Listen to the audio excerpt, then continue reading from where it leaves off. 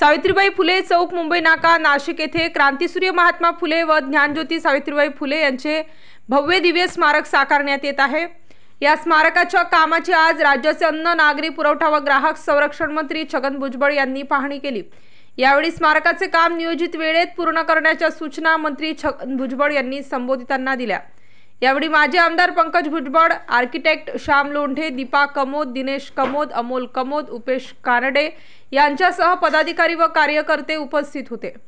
राज्याचे अन्न नागरी पुरवठा व ग्राहक संरक्षण मंत्री छगन भुजबळ व राष्ट्रवादी काँग्रेस पार्टीचे मुंबई अध्यक्ष तथा माजी खासदार समीर भुजबळ यांच्या संकल्पनेतून सावित्रीबाई फुले चौक मुंबई नाका येथे क्रांतीसूर्य महात्मा फुले व ज्ञानज्योती सावित्रीबाई फुले यांचे भव्य दिव्य स्मारक साकारण्यात येत आहे। या स्मारकाचे लवकरच राज्याचे मुख्यमंत्री एकनाथ शिंदे व राज्याचे उपमुख्यमंत्री देवेंद्र फडणवीस व अजितदादा पवार यांच्या प्रमुख उपस्थितीत करण्याचे नियोजन आहे।